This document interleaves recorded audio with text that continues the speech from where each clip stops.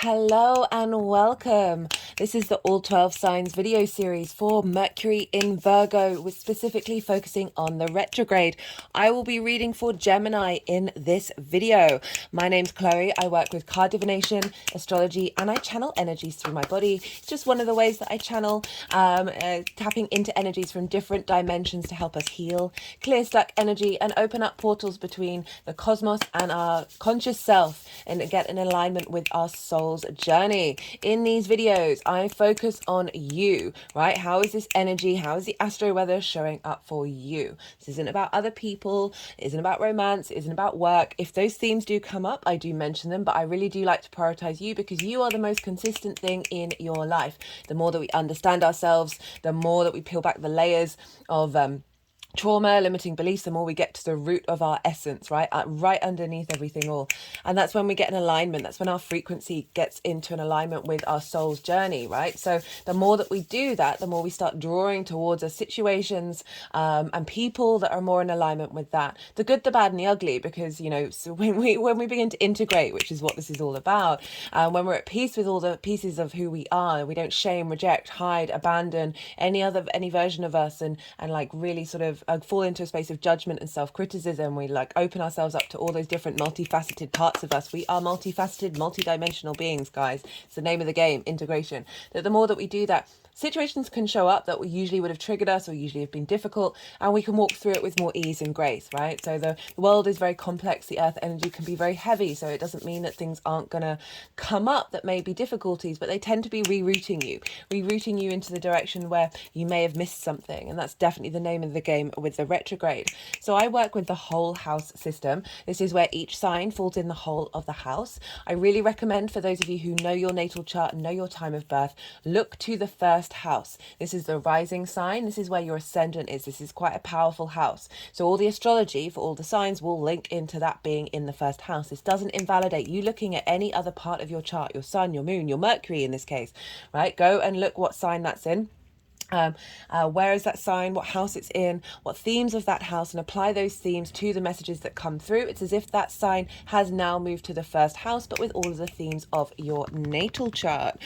Did I want to say anything else? Thank you, everybody. I really appreciate it, new and returning viewers alike. Thank you for sharing your time with me. I am so aware of how precious your time and energy is. So I feel very grateful to be able to engage with you all. I've been doing different things in each introduction. Different themes. Part 1 was a general reading for this retrograde. Part 2 was the opposition with Saturn over in Pisces. Do check out the Saturn in Pisces transit series. There's 2 parts so far.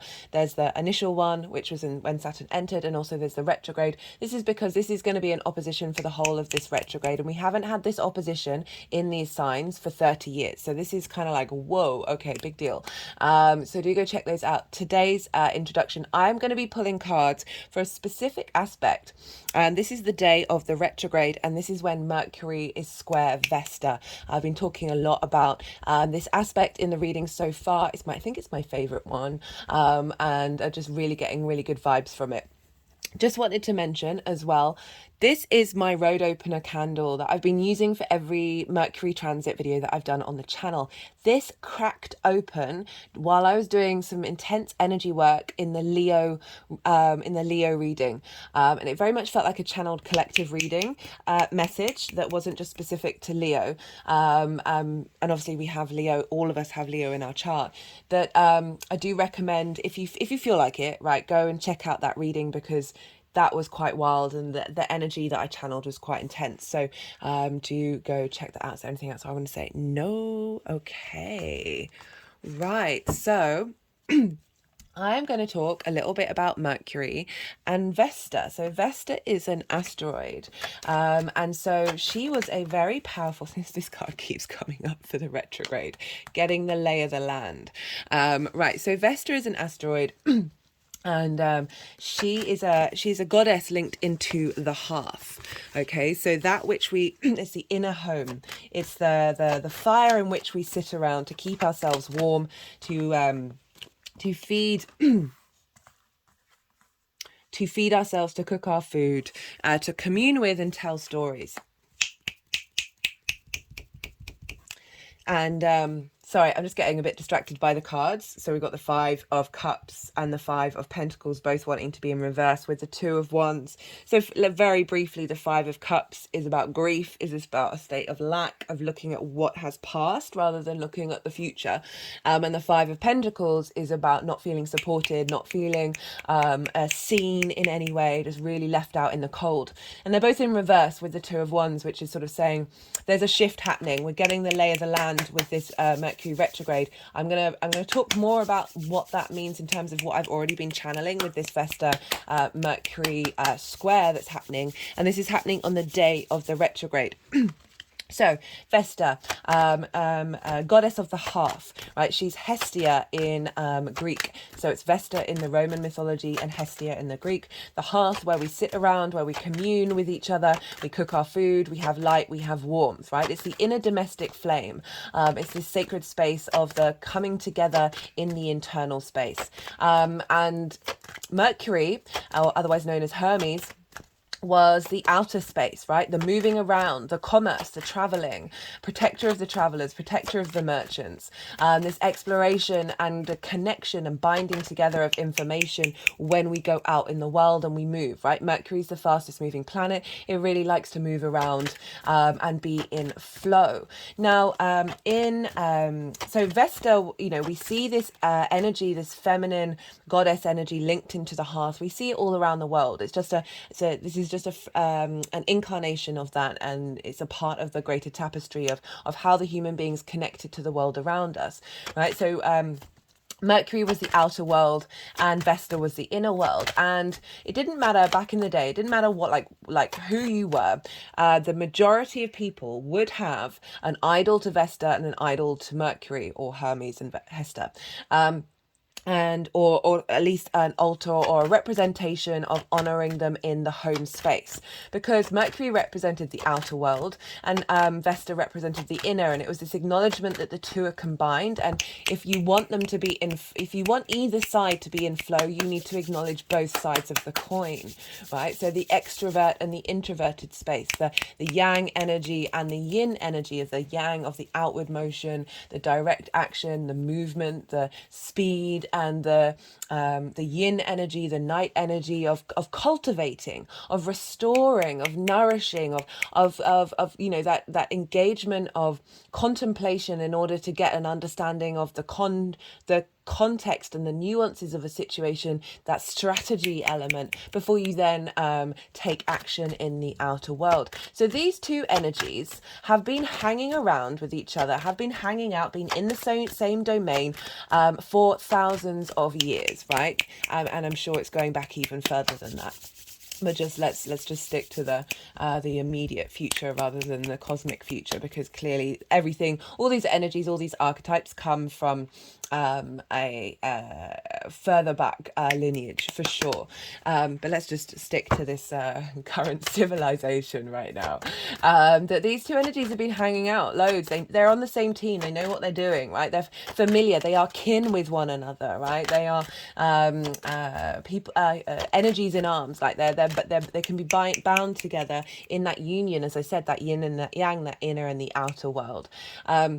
And so I always love it when Mercury and Vesta hang out with each other in various aspects. I've talked about this in the past. I can't quite remember which transit video it was, but in the Roman mythology and the Roman structure, so there was a temple to Vesta, and the priestesses in there would tend to this flame, and it was thought that if that flame went out, the Roman Empire would fall. So there's an element of devotion, there's an element of purification, of honoring something that is sacred, that spark of spirit, and being in dedication to keeping that spark alive.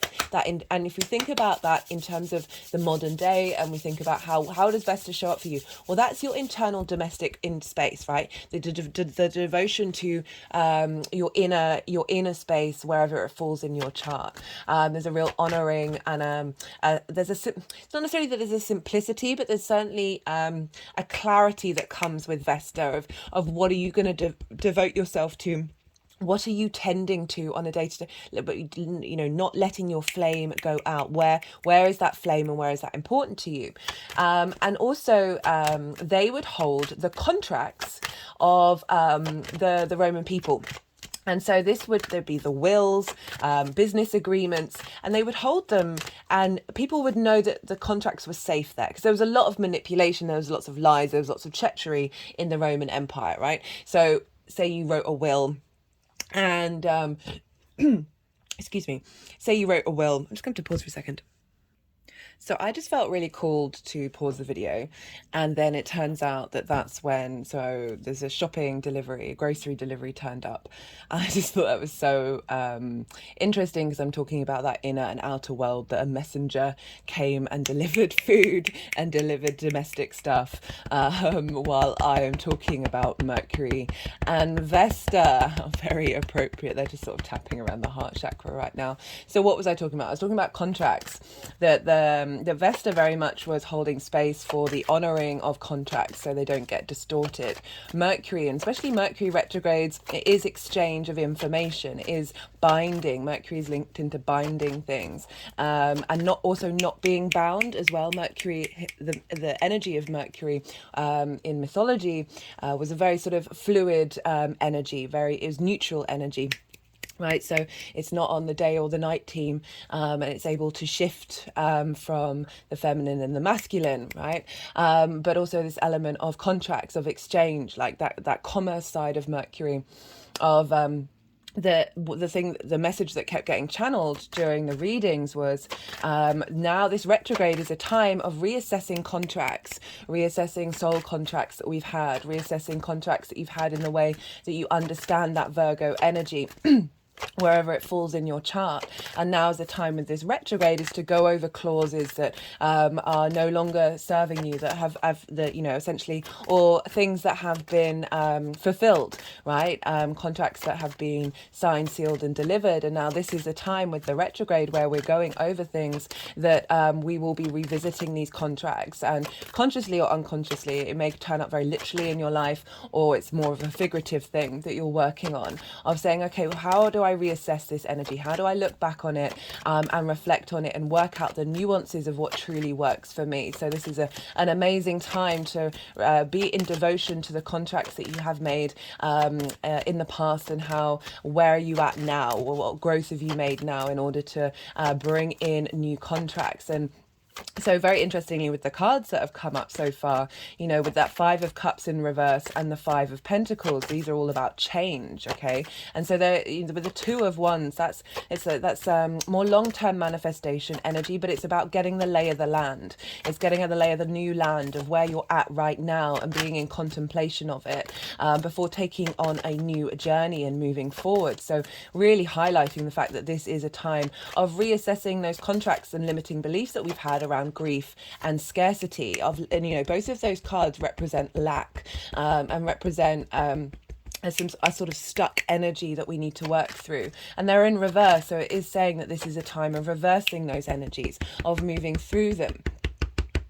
They're just really sort of tapping on the heart chakra, and it's just so such a wonderful message to come through, because these two energies really do represent that inner and the outer world. They're combining forces, and Vesta is over in Gemini, which is another sign that is ruled by Mercury. I really recommend checking out the Gemini New Moon collective reading. I talked very little about astrology in that. It was more about how do we collect information and work and co-create, and be a bit more playful with our mind and therefore with the cosmos. So I do really recommend that one. That was one of my favorite videos, actually. And so Gemini is very playful. It enjoys collecting information and sharing information. It's dedication to the lightness and okay, we just got the Queen of Swords. So nourishing new constructs, nourishing new ways of seeing things and looking at things from a perspective of, right, she's gone through some stuff, like she's gone through difficulties, but she's come out the other side. I always like to point out with the Queen of Swords that even though she might be very independent and very sort of a little bit jaded, that her hand is open. She's open to receive new dimensions, new ways of engaging with things, while still being very confident in the journey that she's been on, right? right? So it's this element of seeking a nourishing truth that is fundamental to having come out the other side, right? So with all the court cards in with swords, they all have birds, and this bird and that represents a higher perspective, and it's just above her crown chakra. So it's really saying that we're getting downloads coming in from the cosmos, from our crown chakra, which is sort of like that higher being space, and that's pouring through our body, right, in order for us to be able to nourish and take care and cultivate new dynamics. We've got this with the Seven of Wands. It's wanting to be in reverse. The Seven of Wands is about, this has come up already in the readings, and this is about upright. This is someone, we've all got something of value, right? So this figure is on a cliff, it representing the higher ground, but this figure is very unsteady. Look, the face is very unsteady. They're wearing different shoes, and that, nothing wrong again with that, but say you're wearing a boot with a high heel and a flat shoe, you're just going to be a little bit off kilter. And this is coming up in the reverse, saying we're moving to a space of acknowledging that which we have within us, the resources we have within us, the value we have within us, in order to transform those contracts away from feeling unsteady, away from feeling that we're not quite sure of who we are and how we present ourselves, to having that confidence, to having that inner fire really expressed in the fullest form. It's also about competition, and I like the fact that it's in reverse, is saying we don't need to compete with others, right? We don't need to do that. We so often do, because that's the culture that's been facilitated in us, but the more that we just work from our own space and don't look outside and don't feel that we are goodness me, this card has been coming up so much. It's ridiculous, that honoring of the feminine and the masculine that we have within us. It's not gender specific, as well as spirit coming in and doing deep healing and bringing our emotional body into balance. We have a lot of trauma stuck in our physical body. The gut health is so important, and this is saying that this energy of union, this energy of respect and equality that is coming in, is facilitating this growth in the new contracts. Okay, so rather than judging others or criticizing others, we acknowledge each other's journey, and we are confident in the journey that we are on and we are going into. Yeah, so that element of competition, we be in competition with yourself rather than the outside world. That is definitely a much healthier way of working through the world, because then we stop feeling that we don't have anything. We stop feeling that we're not supported, because we are supporting ourselves, and we are honoring ourselves in our own journey. So this square with Gemini, okay, and Virgo, with between Mercury and Vesta, this is honoring the playfulness, honoring the fact that we can change, we can adapt into a more open engagement with our contracts, that is facilitating the 3D world. That's earth energy of the Virgo. Like, how do we make this practical? How do we bring these ideas and these new constructs into reality, being in devotion of exploring those things and taking our time? This is a square. Squares are an aspect of Mars. Mars can bring about conflict, drama and frustration and winning at all costs, but it's also an incredibly powerful manifestation energy. It's because the other side of that is friction. Okay, just got the Eight of Wands. So acknowledging that shifts and changes are going to happen, and just go with it. There's movement here, that we are shifting into a new dynamic and just rolling with it. But there is that sense of movement. We're dealing with mutable energy, which is very adaptable. So back to that square, we need friction in order to manifest in this 3D linear time frame. Without friction, atoms wouldn't rub against each other and create time and space. So it's a very, very powerful aspect that's happening. Okay, we just got another 5. Got the 5 of Wands. And this is about, so we've got 3 5s. We've got 3 5s coming in, and the 5 of Wands is more sort of as there's movement going on, but it's not really getting anywhere. It's kind of like chaos energy, that we are really making big changes with this retrograde. You know, it is the first time opposite Saturn, which I pulled cards for in part 2, if you've not seen that, that we're really bringing in integrity and acknowledgement of change, and changing our way of working with it, yeah, allowing that change to manifest in a way very sort of martial energy. The 5s, it's friction, it's conflict, it's frustration, and shifting that gear. And I love that the 2 of Cups has turned up and saying, hey, no, this is about balance. This is acknowledging the ebb and the flow and being respectful of it, right? So that's square energy, that's manifestation. We're bringing in new contracts. We are shifting dynamics, but being a bit more playful as well as more practical, right? So both mutable energy, that real movement towards our ability to be adaptable with these contracts, with what shows up with us, and not necessarily getting stuck and getting bound by things, right? So even though Mercury, the etymology of Hermes links back into the word for binding, or straps, that which you can bind together.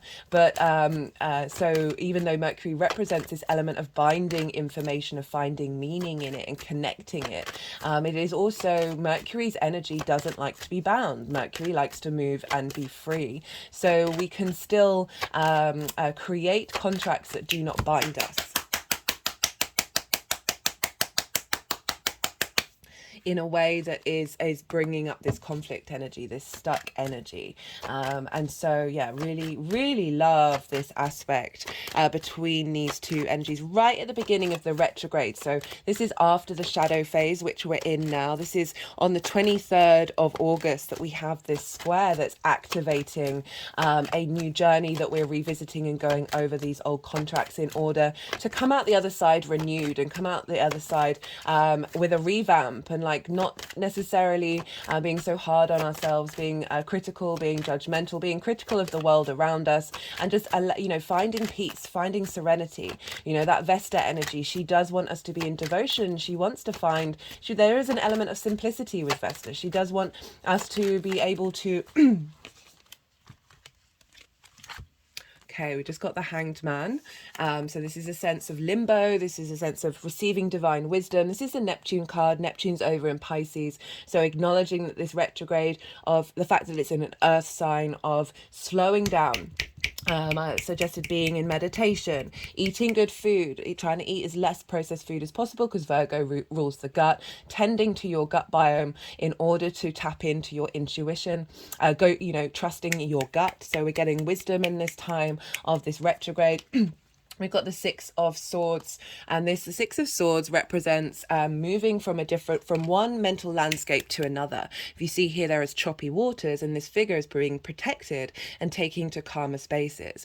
And another word for this in the Toss Tarot is science, and that's like taking with you what's tried and tested and what works. Like imagine your moving location, and you can only take a certain amount of things with you. It's about what are you going to take with you, what fundamentals of the constructs that you have, your integrity, that root of your framework that you're going to take with you. But it's not about being overloaded. It's not about having absolutely everything. One of the things that came up in the Gemini reading was we need both a boundary, an element of a framework, but we also need a bit of chaos energy. We need to be able to surrender a little bit. So it's like having those fundamental foundational points rather than having lots of super sub clauses and lots of little details that may block energy, may block this Eight of Wands. Of allowing the quantum field, the creator energy to come in and like show you that life is stranger than fiction. Everything is poetry in motion. When we have limitations, we block off that flow, right? That ebb, which is really that Piscean energy. We've got here the Three of Pentacles. This is mastery and collaboration. So this is it, right? So I love this combination of these two cards because they do represent a journey. So this is in reverse, someone who's realizing that they have something of value, and this is mastery. This is knowing what you have, and being very confident in that, and not seeing that other people are taking away from that, but you are very much whole within yourself. And with this, you're able to either draw in other skills that you have that are different to the thing that you have mastered, or bringing in other people who have things to offer that are different from you in order to create something beautiful and long lasting. This contractual element of like, okay, I'm going to be doing this with you in order to have this end goal, right? It's not about, as I said, those small details where you're blocking that energy, but acknowledging the root and the foundation of something in order to then to build and to create moving forward.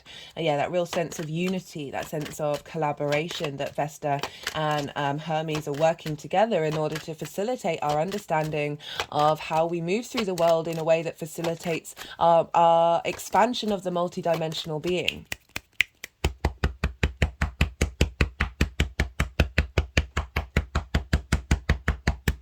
Right, let's see, one more card. So this is all instigating right at the beginning of the retrograde, that's setting. So when planets are stationed, this is when the planet is slowing down to go retrograde, or when the planet is slowing down to go direct. These are very powerful points in the cycles. One example is like when Saturn went stationed retrograde recently. That's when Saturn's, in Pisces, linked into the sea. Saturn's linked into due diligence.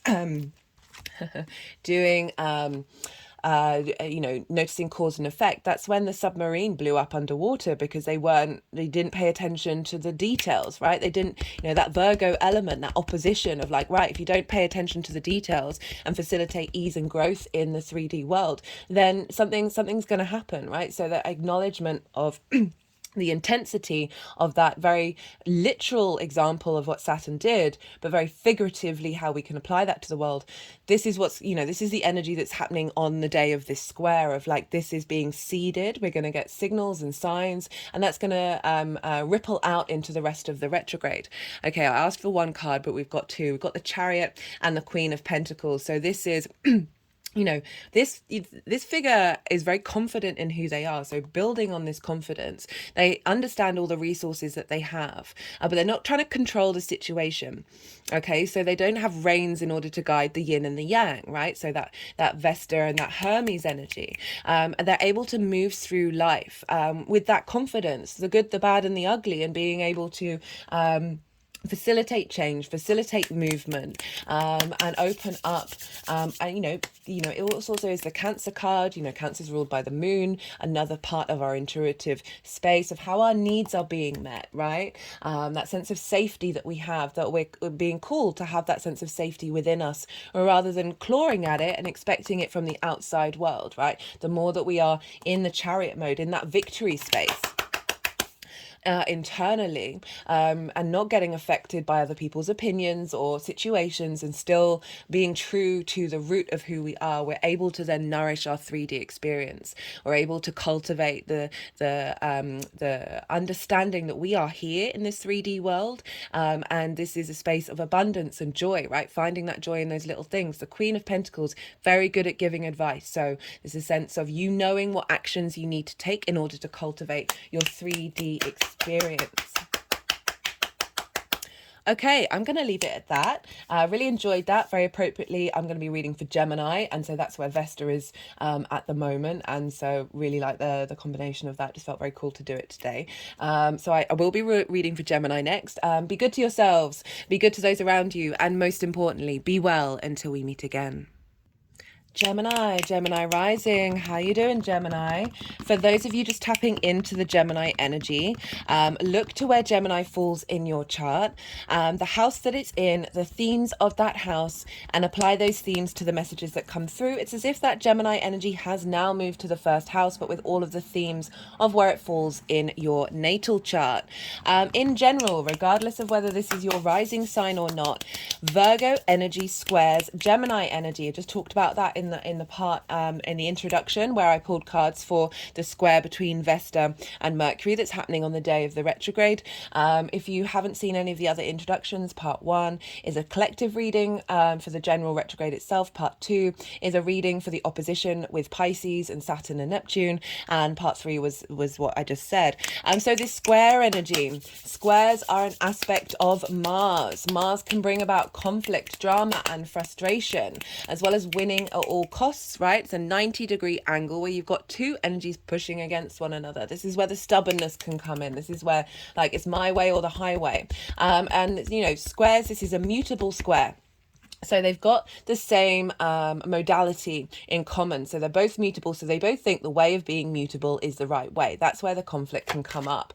But with all this conflict and drama that may or may not show up, it might not be a thing, but I do like to talk about it. When this shows up, this is about acknowledging, okay, what conflict do I want to get into? Why do I need to be in competition?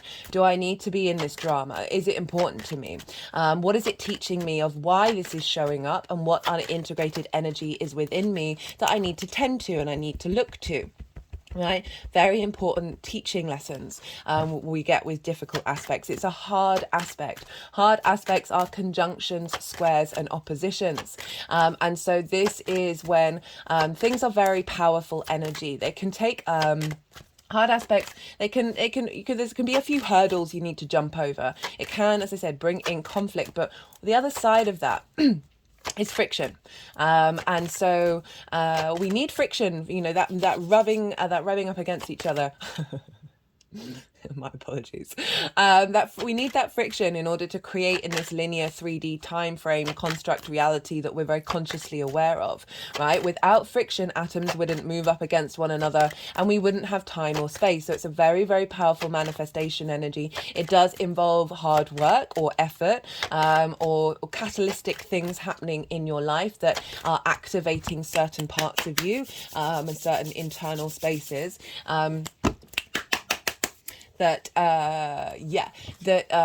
We sometimes, so with trines and sextiles, which are the soft aspects, this can be really easy free flowing energy, but we might not necessarily have the motivation to get up and instigate any of that inspiration and creativity that come with those aspects. The square is where we get up and go. It's the things that we do. Mars likes to move around. I always say with Mars and with squares, give Mars or the square a job to do, right? Be aware that this is the energy that's showing up and be mindful about how you want this to manifest.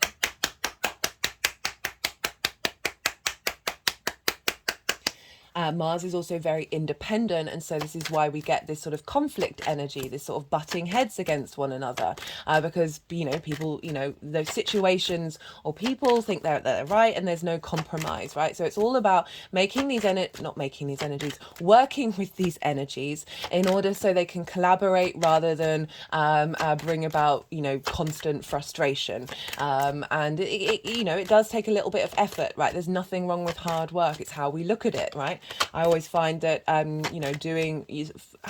putting effort into something is incredibly satisfying for the human being. We're being programmed to seek out dopamine. Our minds are hunting for cortisol and adrenaline because these hormones are very easy to produce, and so we get very addicted to these things. Whereas hard work like that can take, that's a bit of a struggle, right? It takes effort to do that, and it's sort of more of a long-term game that we can sometimes be resistant against, but it's also incredibly nurturing and fulfilling. So we have this square energy, Gemini rising. Okay, so this is in your 4th house, this Mercury retrograde. This is the 4th house, is your roots, your foundations, your ancestors, your lineage, your parents or parental figures, and the roof over your head. This is a very private part of your chart. It is the darkest part of the day that you've born. It's right at the root of the chart.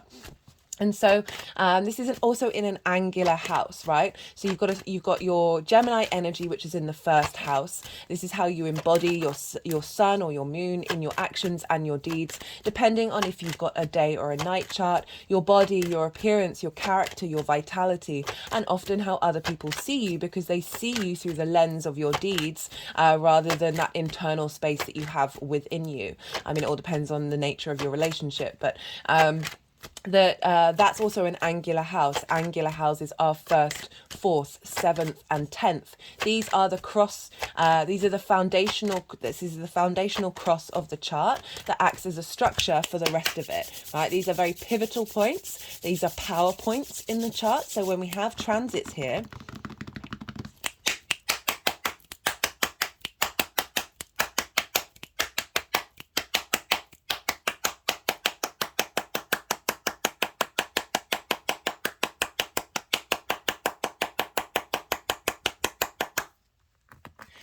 they mark pivot points, right? So they really mark a big shift of the turning of the wheel, of the way that your structure is formed.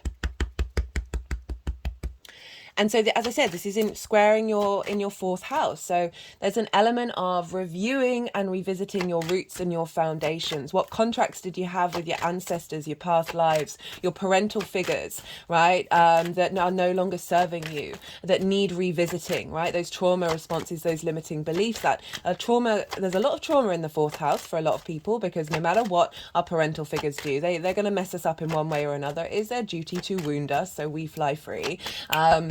that working through those things with this Mercury retrograde is really going to be of assistance to you creating those new contracts, being mindful and in observation of these response mechanisms and where do they come from and why. And you know, our parental figures, they were just humans as well, like they didn't really know what they were doing and all that sort of stuff. That being more compassionate during this retrograde can be really useful in that transformation.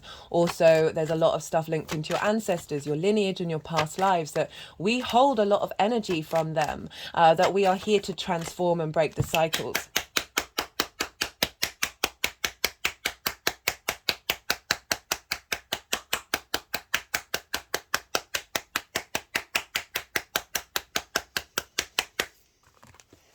And so there may be traits about your life or situations that feel very alien to you, that you're like, I don't even know where this comes from. And that can often be something that you've taken on board as part of a soul contract with an ancestor, where you're like, right, I'm clearing this, I'm achieving this in this lifetime. And that then frees up the energy of that ancestor that may be stuck in the 3D, earth energy. You know, the human being has the vast capacity to break the cycles and transform. We are healing vessels, right? And so through our own struggles and our own journeys, we are liberating not only ourselves, but our lineages, and acknowledging the commitments that we have in this journey. It just gives you a little bit of perspective, and it helps you zoom out and realize, okay, well, this isn't necessarily at the root of who I am, but it is certainly something that I've signed up to work through. And that's, with that perspective, we can sort of then start to co-create with it rather than be consumed by it and taking it incredibly personally.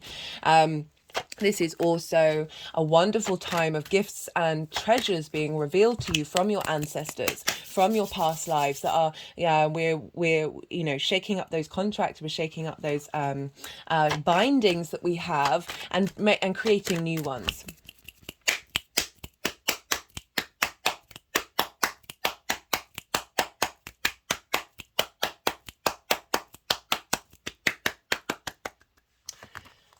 With this retrograde. And so, as I said, revisiting your understanding of what is your home, what does your private life mean to you, and how to facilitate that, how to make that expand, and really understand the connections behind all of that that link into how you express yourself in private. There may be, you may be doing things around the home, doing a revamp just in the physical realm, of rearranging things in the house and figuring out and being playful, right? One of the main messages that was coming through in a lot of the readings was be playful with this, right? Don't get too serious, don't get too swamped up in the things that may be going wrong, the miscommunications that may happen, the frustrations, right? So with okay, I should have said at the beginning, I am pulling cards for 4 different piles. The first pile is the shadow phase, which we are currently in as of yesterday, the 4th of August. And then the second pile is for the retrograde itself. And the third pile is for the direct motion. The fourth pile is how this energy is all manifesting moving forward. So I should probably talk about these 3 different sides of the retrograde. So retrogrades is like 3 times a charm, okay? 3 is the magic number. That at the moment we're in the shadow phase, and this is when the Mercury in this instance is going over the degrees, it's moving forwards, going over the degrees that it's going to then retrograde over. It's going to stop, it's going to pause, and then it's going to go backwards, and this is the retrograde motion. It's going to stop, I'm going to pause, and then it's going to go back over those same degrees, right? I often find with retrogrades, it's not until the planet moves into new territory outside of the retrograde degrees that's when things really start to kick off. All the dates are in the description box, as well as all of the degrees. I will be listing a load of aspects in the description box that Mercury is going to be making in this retrograde. So I appreciate a lot of information is headed your way over the next however long, and it's all going to be in the description box, so you can go and check that out. Maybe write down when the major aspects are showing up for you, what degrees there are. Go look at your chart, see whether you've got anything in these areas, whether you've got anything squaring it, sextiling it, trining it, all of that down. The retrograde is going to affect every area of your chart, but the predominant, well, there we go, focus is going to be in your 4th house, in that Virgo area of your chart, right? So shadow phase. This started yesterday on the 4th of August. This can be even louder than the retrograde itself. This is the shadow. So this is the unconscious. Your unconscious is bringing things up and revealing things to you. It up from the 4th of August to the 23rd of August. That is going to be playing a role in what's going on in the retrograde. And so, yeah, you will be watching this after the event of the first day of the shadow phase. So it might be good to go back, look what was going on the 4th of August, the lead up to it, and also around it, of what little clues your unconscious mind has been sending you about where this retrograde is going to develop moving forward. Also, Mercury went into Virgo on the 28th of July. This is often when planets move into signs. This is often when they sort of herald everything that they're going to do. They can be very loud, very proud. It's like, right, so the way I look at signs are their realms. They are realms. They are lands in which are coloured by the energy of that sign. So like the cultural aspects of Virgo.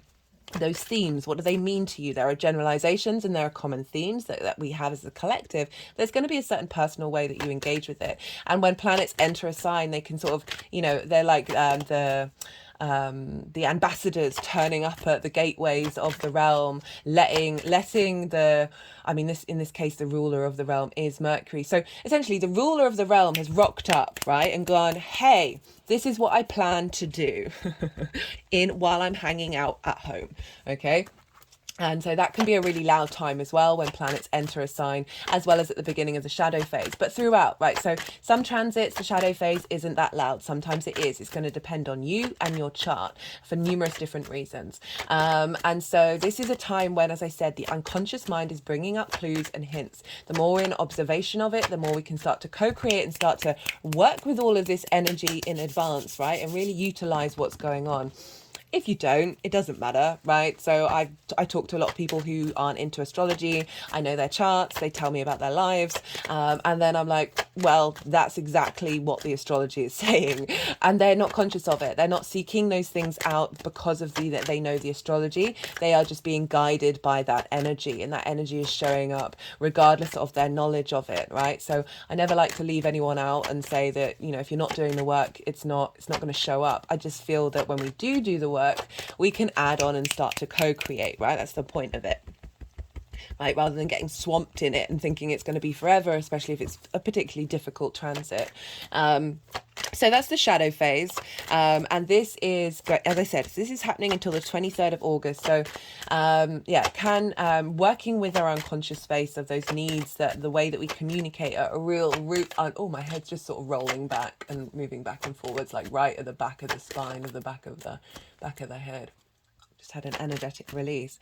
That be in communion with your unconscious, bear witness to your thoughts, the way that you're collecting information, the way that you are binding yourself to things, the way that you're moving through the world or moving through your own mental headspace during all of this. Can be really, really helpful. Also because it's Virgo, I feel, because this is an earth sign but it's Mercury, so Mercury likes to move, of going for walks, right? Going for walks out in nature. Listening to music, whatever it is, listening to birdsong, whatever gets your jam going, maybe going for a bike ride, whatever it is, being in movement out in the world can really help bring in connection to Mercury and connection to the messages that it has for us, and really just hold space for it. Another thing that you can do, right, so I've got this orange here that is linked into offerings that you can give to Mercury.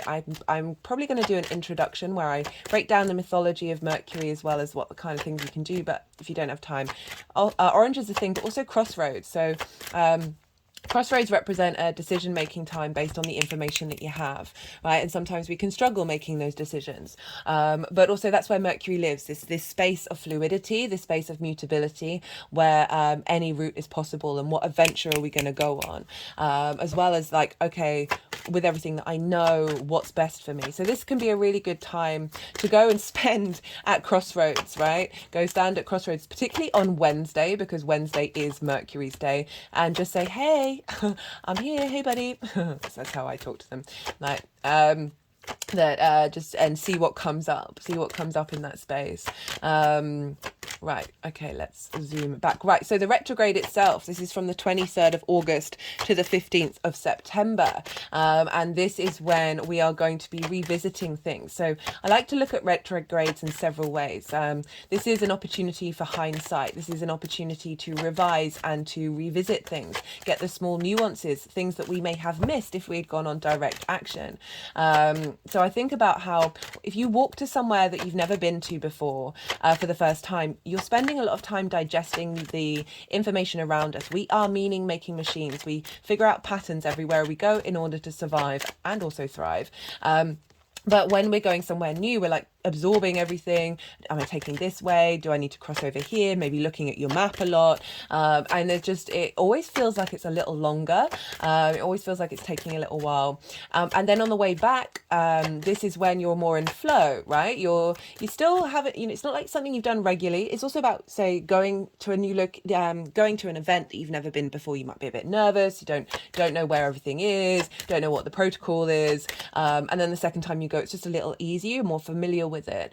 And so this is the retrograde phase of walking back. You're then able to contemplate. You're not in learning mode. You're able to contemplate and just maybe look at the flowers while you're walking around, whereas before you were looking at the road signs and making sure that you were on the right road and going in the right way, right? Really opened up to the beauty of the world rather than the, I've got to survive. And then when you go back over again, this is when you're more comfortable. You're like, right, I understand what's going on here. I get the feel of it. And that's when you can start exploring different things, like perhaps navigating different routes, okay, going a different way, just shifting it a little bit because you're confident of the general route that you're doing. And that's when you can get playful with the retrograde, really like trying things and exploring. Also look at it as, when you're learning something for the first time, it's really good to repeat that learning. So the first time that you're learning, you're digesting all that information. You're not necessarily thinking for yourself. You're just absorbing the information that's coming through. The second time, as I said, you're moving away from predominantly focusing on the learning and the receiving side of it, but you're then able to contemplate. You're able to explore on your own personal. This card has been coming up loads. You're able to explore in a way that is personal to you rather than just like repeating what other people may be saying or other people may be thinking. And then the third time, you're really sort of more confident in the basic principles, where you're then really expanding on that contemplation energy. So it's like the diminishing returns of learning and contemplation. Okay, so the more times we do it, the less we're in that receive mode, the more that we're sort of transmitting out into the world our own personal autonomy and authenticity in how we engage with it. It's the reason why I repeat lots of things on this channel. It's not just because there may be new viewers watching, but for the regulars, like the more that I repeat something, the more that you're like, okay, I've heard this before, I understand what this means. And then you can this is when you get your intuitive hits. This is when you start thinking about, how is this showing up in my life? How does this feel for me? And then you can really make it more personal, explore that individual form of the universe expressing itself in the fact that we incarnate in very different ways, right? So really being able to open up to that part of our existence. So retrogrades are a fantastic time. If we've got planets constantly in direct motion, then we're just steaming ahead and not really catching a breath, right? So this is a time of going inward, of reflecting, of cultivating, of being in a state of observation, particularly because this is an earth sign, and earth energy and water energy. They are both yin and night in nature. There is this time of withdrawal of the inner space, of the introverted space where you are contemplating, you're absorbing. There's an element of strategy before going out and taking action. So not only do we have that retrograde, which is arguably a yin element of like, okay, let me get the context, let me get the nuance of these things before I then start moving forward. But we've also got this in an earth sign, which is yin, night in nature. So we've got a double whammy of this internalized space and this shift and change of development that's happening with this Mercury retrograde. As I said, this is the first time in 30 years where Saturn's in Pisces and Mercury is opposite that. That's going to be for the whole transit by sign, as well as Neptune. So we've really got a support from the Pisces area of our chart in order to facilitate this new function, this new way of embodying the 3D realm, this earth energy. Earth energy can be very practical. And so Mercury is not only in its own sign, but also in exaltation. It is the only planet that is in exaltation in its own sign. So what does exaltation mean? Well, that's raised up. The qualities of Virgo, the qualities of Mercury are raised up high. They are elevated. You know, talking back as if a sign is a realm, it's as if Mercury not only is, you know, in its own realm, which would have its own temple, but this temple is huge, right? Like everyone is in devotion to the facilitating the 3D world of that Virgo energy. Okay, so bringing flow. Virgo, as I said, it's the Earth Mercury sign. So Gemini is very playful and engaging, and being able to collect information and hold space for lots of different ideas, and you know, wanting to share all of that on a very simple level. Gemini is a phenomenal energy, very light, very fast moving, very flexible.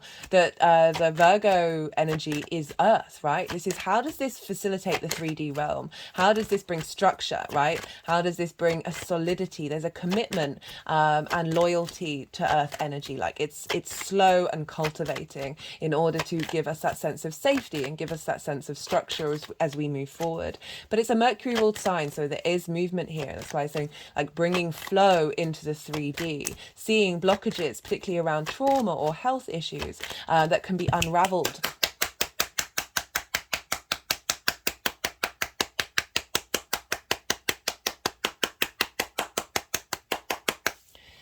I've got a Virgo sun. My Mercury's in Leo, so I've got my Mercury and my Sun in what's called mutual reception, which means that they share the qualities of each other with each other.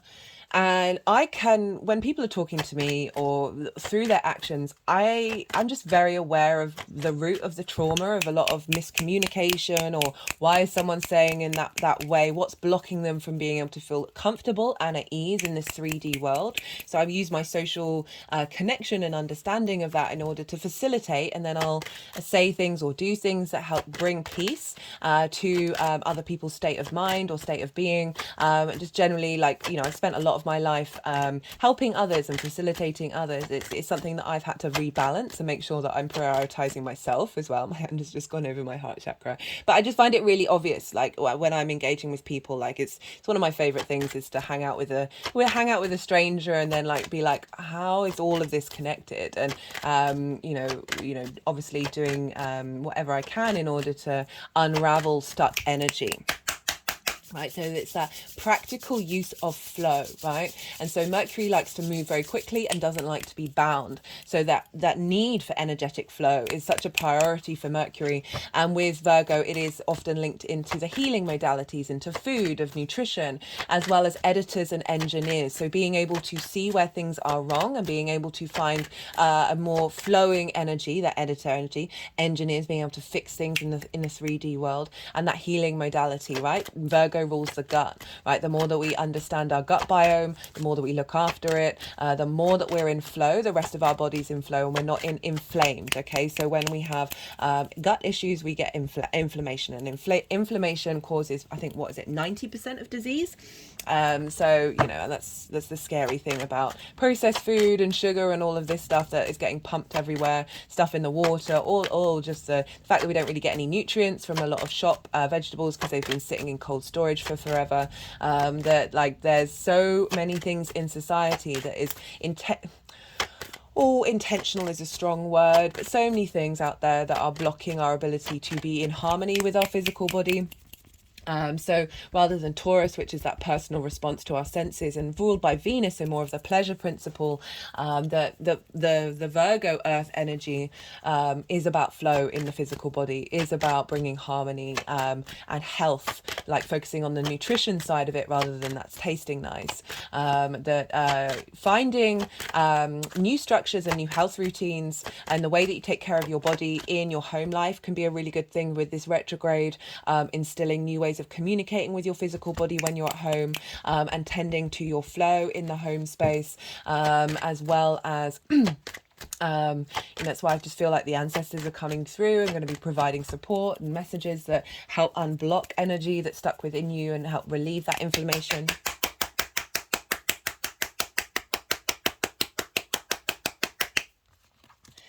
So yeah, the retrograde. So this is revisiting time. Things may go wrong. Okay. So, a lot of astrologers will say, don't sign contracts. I say, be mindful, but do what's right for you in your gut. It all depends on you, really, right? Don't like to dictate things and tell people what to do, but just being mindful. Like, there can be mixed messages, there can be things getting lost or diverted in terms of communication. It might be that what did I want to say? That just trying to think of how that applies in the fourth house of, like, maybe things are going missing around the house. That you're like, oh, that was just there and now it's disappeared. That not maybe in your private life, your words aren't able to get out properly. That there may be some miscommunications at home with the people that you live with, or it's helping you unravel and break up neural pathways that have been quite fixed. Okay, so this is mutable energy. It's following fixed energy of Leo, of like, how do we adapt, how do we change? And sometimes that's when things go wrong or don't quite work, that then our brain just sort of is able to sort of break out of its boundaries. Just had an energetic release with that one. So yeah, just be mindful of those little things. Yesterday I woke up with a headache on the day of the shadow. I don't often get headaches. My words were all over the place. I felt like I was swimming in a swamp. Things kept disappearing. It was pretty full on. And just have to laugh. Let's not blame everything on the retrograde, but there are certainly things that show up. Perhaps mail not turning up on time. That could be a really sort of small thing that shows up. So just, make sure that be mindful, just be mindful. But I really see it as a revamp of your foundational space, right? A re-understanding. Virgo can be very self-critical and very judgmental. And perhaps you are self-critical of yourself when you are at home, judging people in your home life. And this is just because Virgo energy is very observant, right? And that is observational energy can get in a feedback loop and can get like really big and be really big, really big. And then you get distorted energy, okay? So that can get really exaggerated. And this is calling us to start new contracts in the way that we're able to communicate what we see in a way that isn't diminishing other people's heart space. Okay, because we've also got a Venus retrograde going on in Leo at the moment, which is tending to our heart. And so for Gemini, that for you is in the way that you communicate. So you've got this combination of these two. And your ruler, Gemini, oh my goodness, completely forgot. Your ruler, one of your rulers, because you have more than one, but your ascendant for Gemini risings, or your sun ruler or your moon ruler, is Mercury. And so this is going to have a bigger impact than other rising signs. And so there's going to be a little bit more weight to this. This is also the first time in the last couple of years that we've had a Mercury retrograde in Virgo that is entirely in Virgo. Other times it's crossed over into Libra or into Leo. And so this is very much about that Virgo in space of, how do I facilitate my home life? How do I facilitate my foundational space in order to be able to go out into the world, right? And to enjoy your home, or any discourse that you might have had there, and revisit that and go over it. It's squaring your Gemini energy, which is all about you. Okay, so how is this showing up? That this uncovering of that which is right at the root of you has affected the way that you embody yourself, and maybe affected the way that other people see you. That you may be spending a lot of time in contemplation, just unraveling that energy and helping clear it.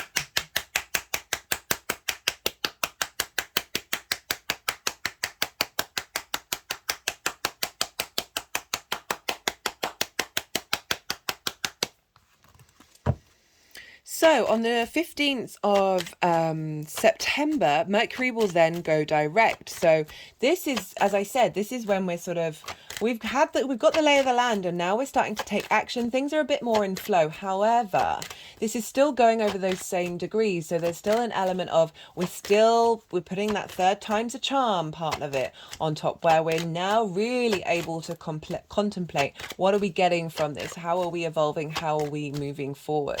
And it's not until the 30th of October that Mercury moves out of shadow. So that's when things are really going to start to kick off.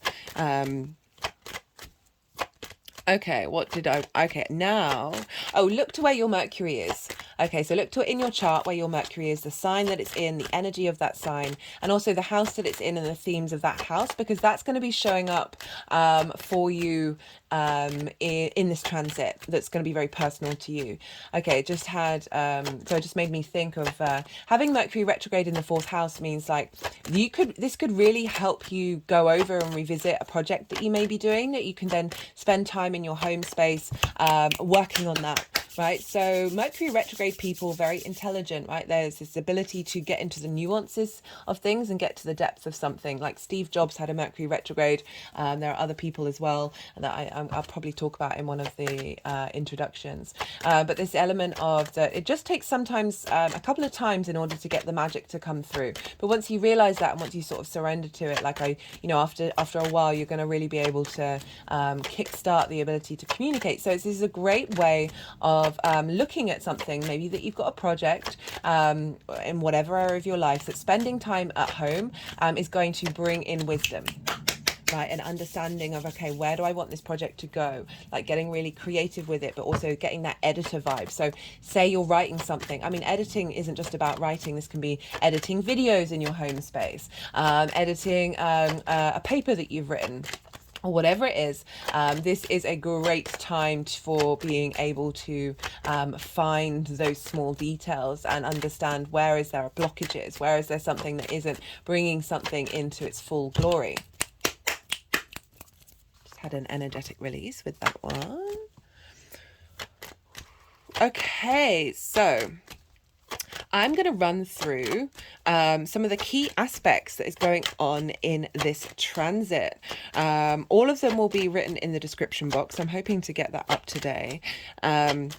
And so on the 4th of August, this is when Mercury went into shadow. And this was opposite Saturn and the moon. So the moon was in Pisces. So we had intuitive hits from Saturn, like the energy of Saturn, of that long-term legacy, that integrity. You have Pisces over in your 10th house, Gemini rising. Just in general, Pisces squares Gemini. So there's an element, for those of you who've got Gemini energy, you've got what's called a T-square going on.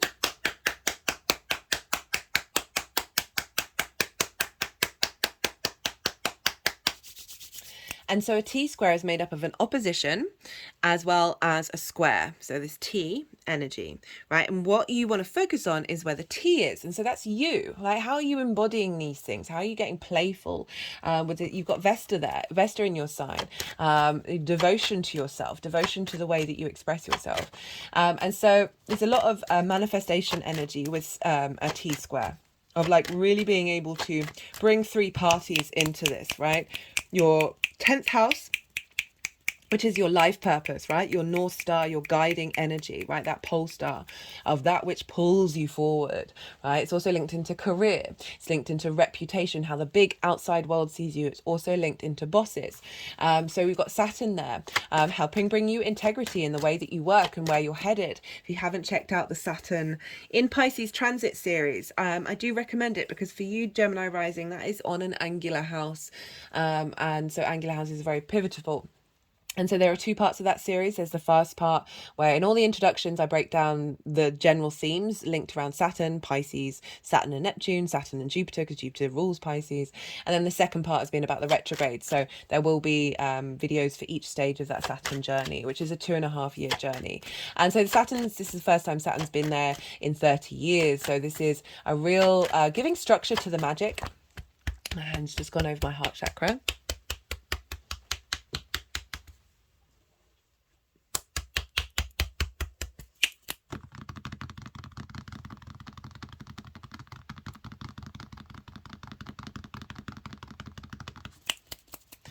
because Neptune's there.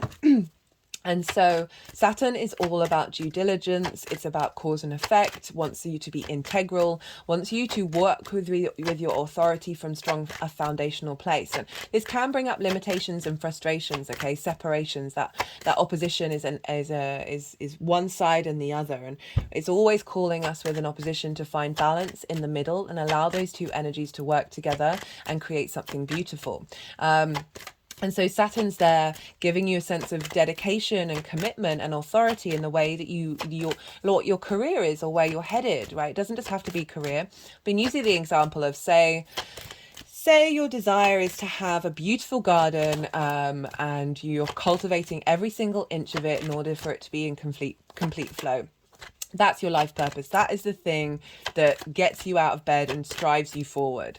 It's not about the work that you do. The work that you do gets you the money in order to have a roof over your head and be able to tend to your garden, right? So it doesn't just have to be about work. It is that thing that pulls you forwards, your North Star, the thing that you are magnetized towards. It's the most visible part of the chart. So with this transit, we're dealing with the root of the chart, the darkest part of the night on the day where you were born, and the 10th house is where the sun is at its highest. Okay, so the most visibility and the vision, the direction, the thing that animates us.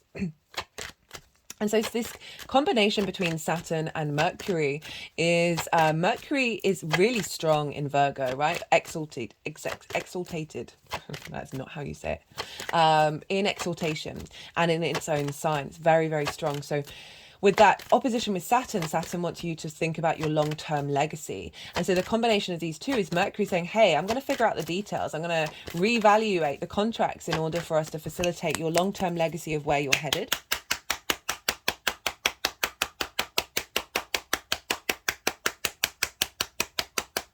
And Neptune's there. He's helping us bring in other worlds, bring in the magic into reality. So right at the beginning of this shadow phase, we had the moon there, getting intuitive hits into our unconscious space about the whole of this transit.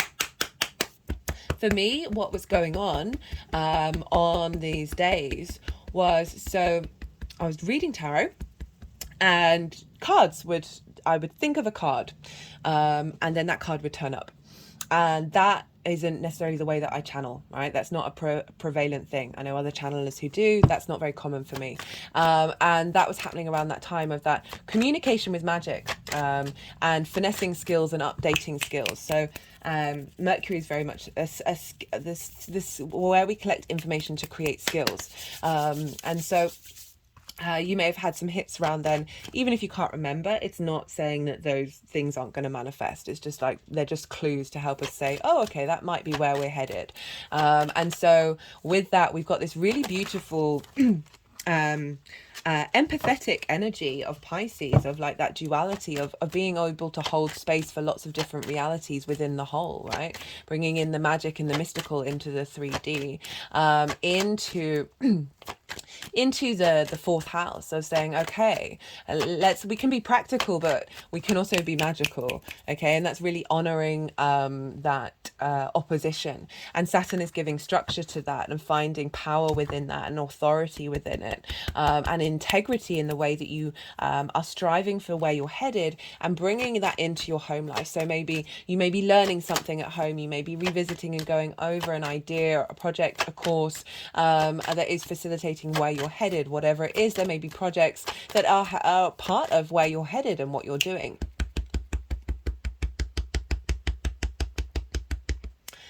So that's the beginning of the shadow phase. We also have on the day of that, it's not quite the exact trine between Mercury and Jupiter. Okay, so this is Jupiter is over in Taurus, which is in your 12th house, Gemini. This is a difficult house, but Jupiter's helping bring wisdom and expansion. I have done a Jupiter transit series, so do go check that out to sort of have an understanding of what's showing up for Jupiter. But Jupiter expands and brings elevation, brings a sense of generosity, opportunities. And this is the hidden house. This is our unconscious mind, right? Our limiting beliefs, our trauma responses, but also the magic right underneath it. It's also linked into the occult. And so...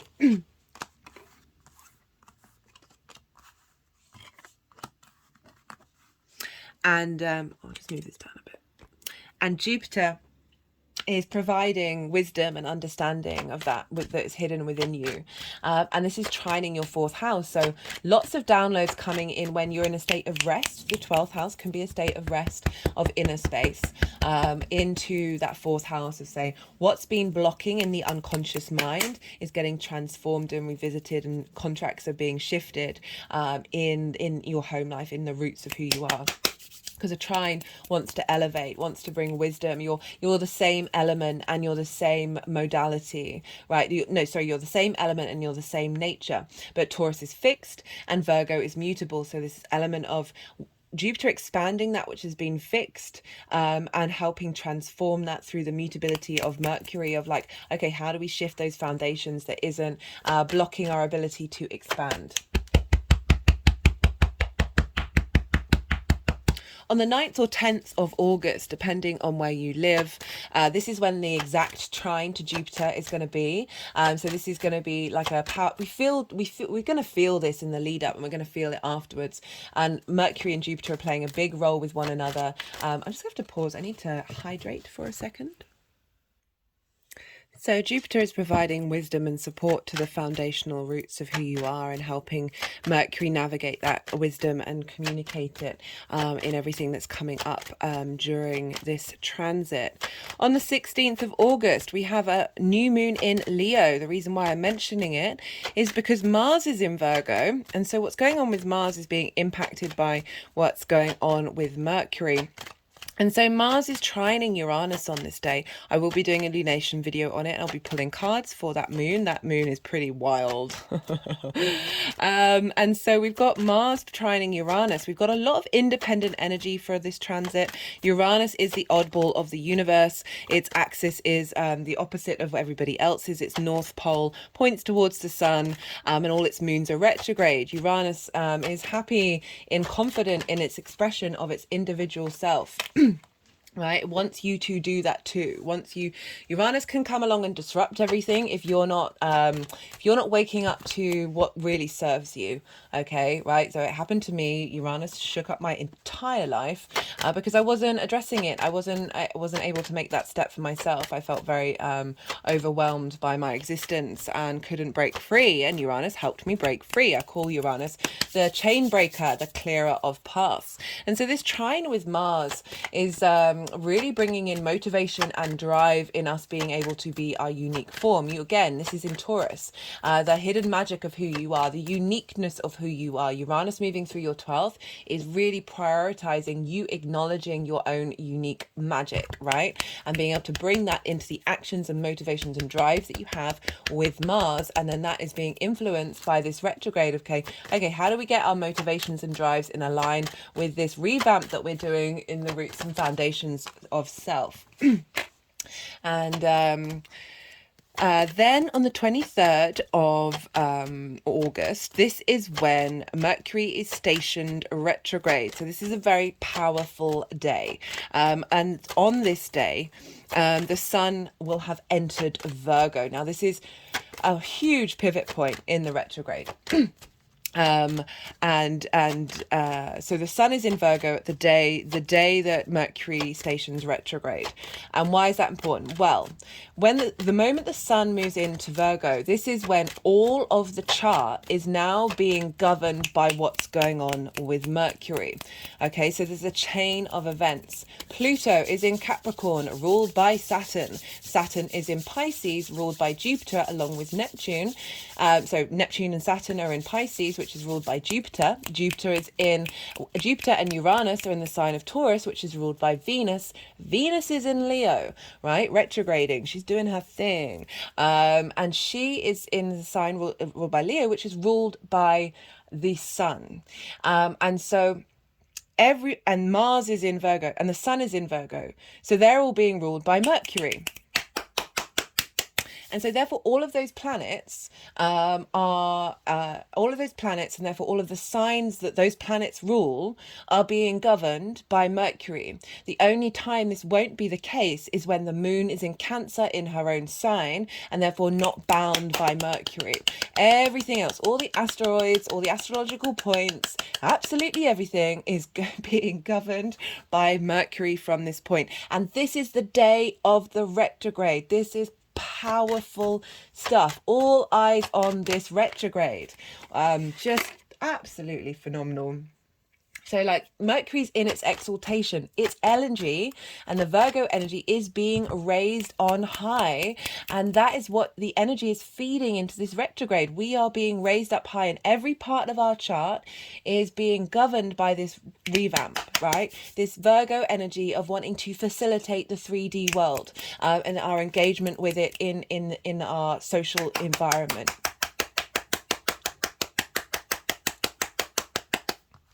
Powerful stuff. I talked about the square with Vesta in this introduction, so do go check that out for like a really in-depth detail of what that's all about. But for Gemini risings, Vesta is in your first house, or just your Gemini energy. Vesta is in that sign. So Vesta, as I said, she's devotional, she's tending to that inner space, that inner world, that domestic harmony she's wanting to bring, right? What are you dedicating? What are you protecting? What are you supporting? And making sure that the truth is not getting distorted. And that's in your sign, Gemini, right? So really tending to a devotional practice in the way that you embody yourself, tending to the truth of who you are and being able to embody that. Tending to the purity, and I say purity mindfully because it has a lot of connotations, and I mean that more at the root essence of who you are, that soul essence, that spark of spirit, right? Fire is very much linked into spirit, right? That sort of that flame, that inner flame that is your soul that we're connecting to. Vesta is helping you be in devotion to it and get to and connect to that root of it at the beginning of this this retrograde with that square. So she's facilitating this embodiment of self with the shift and change, and changing those contracts, changing those clauses that that have served their purpose, and now we're time to move into a next cycle. Okay, and it's also tending to your vitality, tending to your being mindful and careful of your body and your appearance, being able to truly express that soul vitality in your physical body. And that is instigating at the beginning of the retrograde. So that energy is like infusing what this retrograde is going to look like.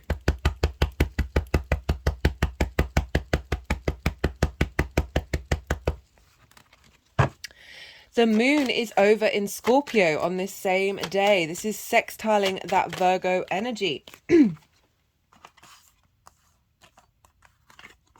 Sextiling that Virgo energy of Mercury. Sextiles are an aspect of Venus. She's a benefic. This is a soft aspect. This is free flowing. This is creative energy. This is brainstorming. A sense of connection and harmony, value of appreciation, value, and love. Right. So you both are of yin night in nature. These two energies, but they are different modalities. So Virgo is mutable. Scorpio is fixed. Scorpio is water. Virgo is earth. So this is where you've got the roots, that yin or yang energy in common. That's the like the baseline of how these energies communicate with one another. So this is where the brainstorming comes in, because the other two things are different. So you're able to look at, there's different energies working together, but the way that they express themselves, the nature of them is the same. And therefore you're able to sort of bounce ideas off each other without getting crossed wires. This is where that creative energy, that brainstorm energy is coming in. And also that connection, that sense of, I appreciate you, I appreciate this, and I value what you're saying, and connecting. And so the moon, our intuitive body, our emotional body, how we nourish ourselves, how we nourish others. It's also where our needs may or may not have been met. And So the moon's over in Scorpio, which for you, Gemini rising, is in your 6th house of work, health and routines. So we're getting very intuitive brainstorming hits, a sense of connection of how you embody your work, how you embody your health and your routines into the 4th house, into Mercury, of like, okay, right, let's imprint where these needs have not been met. How do we nourish this person in their health routines, in the way that they work? Getting inspiration of like discovering those things in your private life and working through them and building on them, like really getting depth and nuance and understanding of what it is that you need from that, as well as, you know, as I said, getting intuitive hits, making sure you're emotionally nourished in a way that is facilitating those roots and foundations to thrive and to grow. We also have a trine with Uranus at this point. And so Mars is still trining Uranus, but Mars is at 27 degrees. This is at 21 degrees and 51 minutes. This is when Mercury goes retrograde. And so we've got a trine with Uranus, again, that very maverick, independent energy, trining, elevating, bringing wisdom, bringing expansion, generosity. You know, as I was talking about trines, this is when... this is when Jupiter shows up, because it is an aspect of Jupiter, of expanding your ability to digest information, find the nuances that have blocked your individuality, block that maverick energy. Also getting a lot of inspirational, out of the box kind of thinking coming in when at the beginning of this retrograde, of like, how are we shifting and navigating into a new dimension. We also have Pluto over in Capricorn at 28 degrees, still a trine. It's a bit of a wide trine, but so we've got a trine, a grand Earth trine at the beginning of this retrograde. Pluto's in Capricorn, the give and take between you and the outside world, right? Your time, money, things, intimacy. It's the connection, it's inheritance of the 3D and the 5D. It's your relationship with the outside world, with partners, with the cosmos, right? Pluto is unearthing riches, right? It can be revealing fears to help us walk through them, as well as unearthing riches from under the ground that may have been hidden from us. And this is all inspirational, expansive, facilitating energy of the trines, all feeding into Mercury at this time, at the beginning of the retrograde. I absolutely love it. And we have an opposition with Neptune. These oppositions with Neptune, how do we bring the magic, the fantasy, the mystical, the magical into reality, into the 3D? How do we get practical magic, right? God, I haven't seen that film in a very long time. Might watch it. Yeah, and so we've got, this is just wild for this retrograde. I love it so much. On the 4th of September, this is when Venus goes direct, and on this day, Mercury will be trine Jupiter and the moon. So the moon will be in Taurus with Jupiter, again getting intuitive hits of this expansion and wisdom from your unconscious space, the magic of who you are, feeding into this Mercury retrograde. And the reason why this is significant is because 2 days later, this is when we have the Cazimi with the sun. This is on the 6th of September. September. Yeah, 6th of September. And this is when the sun and Mercury conjoin one another. So whenever we get planets conjunct the sun, this is called a Cazimi. This is when we get direct downloads and messages and inspiration and vision and clarity and animation from the center of the solar system. The sun is a portal to the rest of the universe, right? We're getting light codes come in.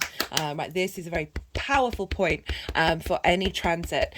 And on this day, this is when Mercury moves from being the evening star. So at the moment, Mercury is an evening star. When we have planets that are evening stars, this is when we are looking to the past. We are reflecting. We are engaging in that which we have come from. And then with this Cazimi, and that's when planets rise in the evening rather than rise in the morning. And now from this point, even though it's still the retrograde, Mercury's going to turn into a morning star, which is more that sort of direct motion, that looking to the future. So everything that we've learned up to this point, we're now going to be cultivating and starting to contemplate, okay, how is this moving forward, right? Where are we going? What are we headed for? And so there's a real shift of dynamic. Mercury can get a bit more action-based, out in the world, extroverted energy, even though it's still part of the retrograde. It's just a shift in gear. And also, this is still trine Jupiter. So we've got this strong element of wisdom coming in from Jupiter, from the hidden parts of who you are, that is facilitating this new foundational space, right? So you feel safe, you feel confident, you feel secure in who you are, regardless of what's going on in the world. On the 15th of September, this is when we have a new moon in Virgo. So at the exact time of this new moon, this is Mercury still retrograde. So we've got this very powerful new moon that is happening 18 hours before Mercury goes direct. So this is when Mercury's stationed. Very, very powerful energy. And I love how it's the retrograde. So it's everything that we've infused. We've got that intelligence of being able to look back and forth, think over things more than once, rather than jumping to conclusions. That retrograde energy in this seeding into this new moon in Virgo that is starting a whole new Virgo cycle for the next 6 months. Okay, very powerful stuff. I will be doing a lunation video with that, and I'll be pulling cards. So go check that out when it comes out. 18 hours later, Mercury goes direct. And at the time of this, the sun is trine Uranus. So that energy of this direct motion is feeding into the sun that's trine Uranus, of saying, where do we get the vision and clarity and animation in order to be free, in order to break the chains, in order to break those paths, those neural pathways in your unconscious mind that have been limiting beliefs and trauma responses that have been blocking you, right? We're constantly working through those pathways and shifting them, right? It almost seems like a never-ending journey, but, you know, we signed up for this. That independent energy is feeding not only into the retrograde itself when we have a trine with Uranus, but the station direct as well. We've also got Lilith at 1 degree of Virgo, which is conjunct to Mercury. So Mercury's back at 8 degrees, but still having the influence of the sun and Uranus. So we've got a lot of independent energy, but that Lilith energy, I don't know if you know about the mythology of Lilith, do go check it out. She's been a scapegoat for independence and autonomy when it comes to doing what feels good for you and wanting respect, wanting equality, right? Wanting, well, if you can do that, so can I, right? Why are you limiting me from this, right? Lilith was used as a scapegoat for a lot of social situations that were going against the structures of religions that needed us to be in certain boxes in order to produce civilizations and cities. There's an element of order, there's an element of keeping us in certain set places, and when Lilith energy shows up is when people are breaking outside of that, that's as seen as a disruption from the norm, of the average. So Lilith energy conjunct Mercury and their opposite Saturn, of saying, how do we bring this independence, this cultivation of that pleasure principle? And when I say pleasure, it's not just about sexuality, it's about absolutely everything we do, and finding that within our day-to-day, and finding that in the 3D realm, and facilitating that energy to expand itself into the way that we understand that 3D Virgo energy, with Mercury stationed direct, now moving forward with a real boost, with Saturn saying, hey, how do we integrate that with authority and integrity? Right? How do we make sure like that independence energy isn't taking the piss out of other people, right? So there's boundaries, and they can be very core boundaries, but they're still boundaries. On the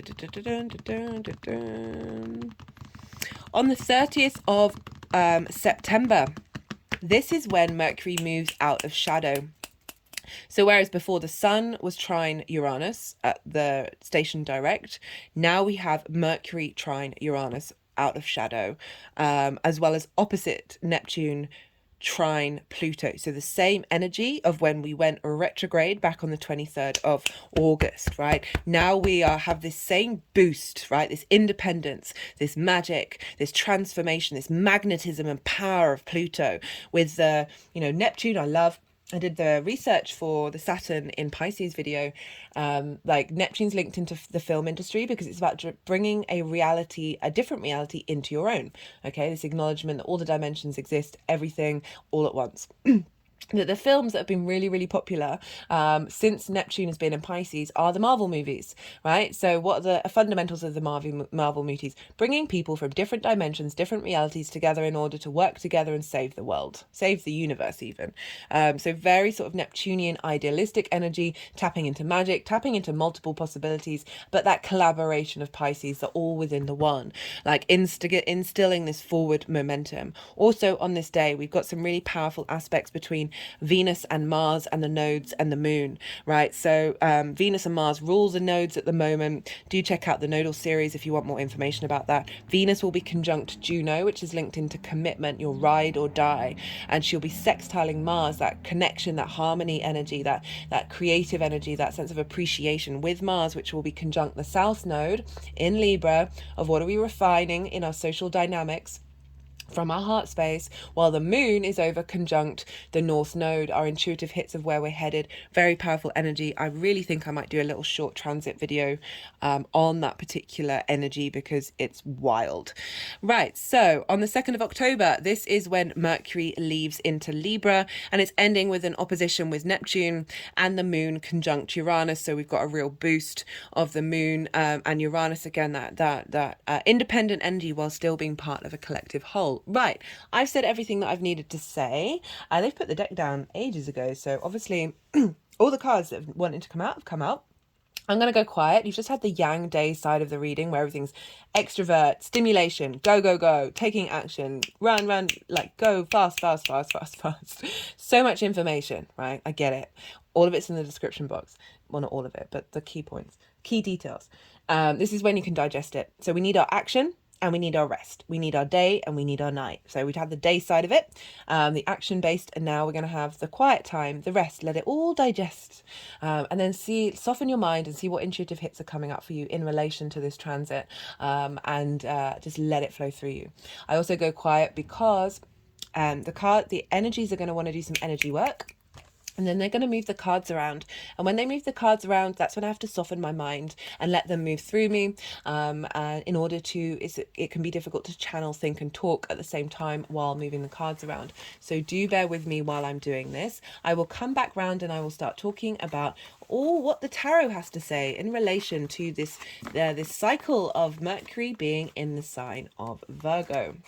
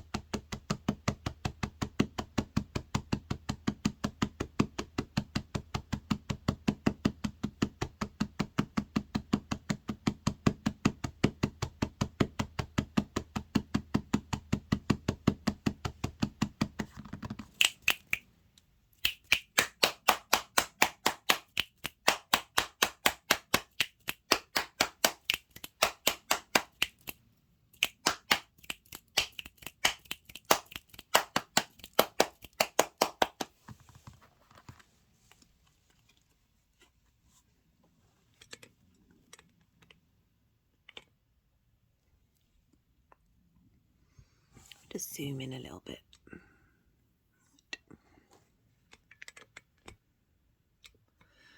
Okay, Gemini. Okay, I thought...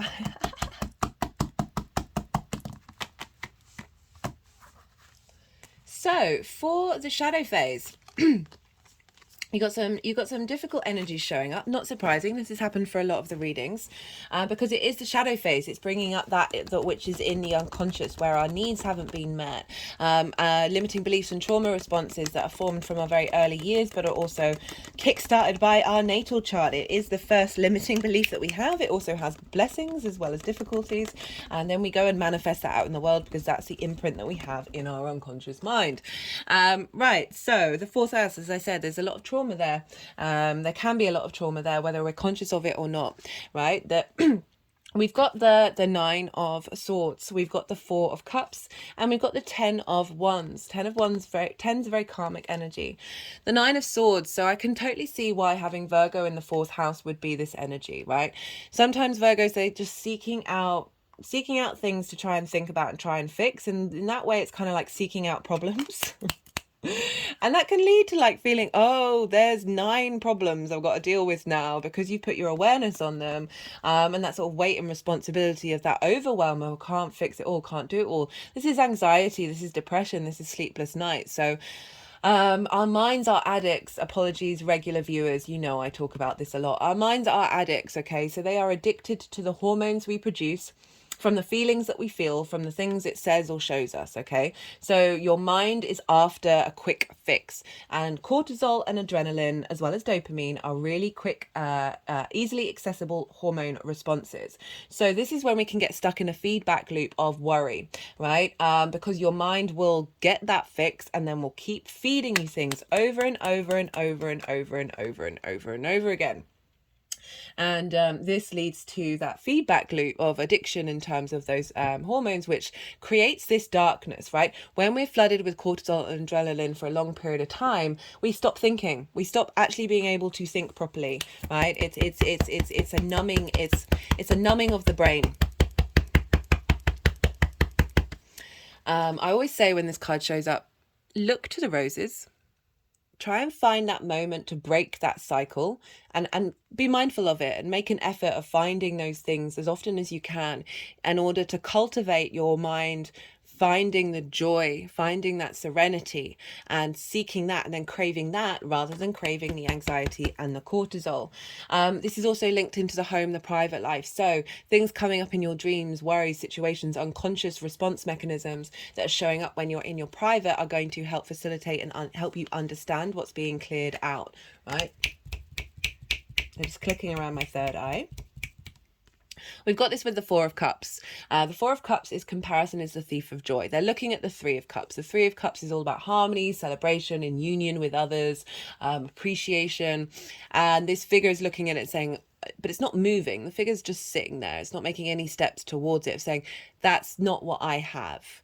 If other people have it, that means I lack it. And there's a real sense of stagnation with this energy. There's very melancholy energy, like really getting in your feelings and fixating on it and rolling around in it. And that can feel really good in a real interesting way, but it doesn't really serve us in the long term, because we then start cultivating that energy and that frequency that then starts, they're just moving it over my third eye, it starts coming towards us and around the crown chakra, and now to the heart. Okay, so with this, the Ace of Cups is coming in. We have the Ace of Cups within us. Sometimes that trauma, those limiting beliefs of feeling that in that space of lack and feeling like we don't have anything, can block us being able to see that internal Ace of Cups that we have within us. And so these are like heavy energies that are showing up as saying, like, that Virgo energy. Also, the comparison is the thief of joy. Virgo can be very critical and judgmental, but also of the outside world, but also that's usually because that's the bar that the Virgo energy has inside their own space, where you have just a distorted view of your journey and your life progress and everything that should be celebrated. Virgo can come along and sort of take that out, right? because it's wanting better, wanting better and better and better, that can lead to a place of stagnation where you just feel like you're not quite getting the momentum going with your ability to facilitate yourself, because that's stuck on the sort of the self-critical side of it, and that the viewing the outside world, because Virgo is very good at being the observer, too much, rather than internalizing that and viewing yourself from a space of love, right? So really bringing in that love space. We do also have the Venus retrograde over in Leo at the moment, so that's the heart space of really being able to bring those two together. So even if these things aren't in your conscious awareness, there can still be lingering threads linked around these. They're just sort of moving around the back of my neck along the spine. There can be lingering threads, just sort of energy, lingering threads that are so subtle, like those limiting beliefs. They are right at the core of your unconscious. So often when we're like, I feel great, I'm doing all my affirmations, but things aren't showing up, tends to be because there's stuff right in that unconscious, like deep, so we haven't been able to access or shift and change in the way that we would like, right? And so we've got this with the ten of Wands, which is about burden, of feeling overwhelmed, of feeling exhausted, of carrying the weight from our ancestors as well, of what it is that what it is that they need from their home life, what it is that they never had from that, and by doing so we're constantly in a state of criticism, and not being able to enjoy the moment, right?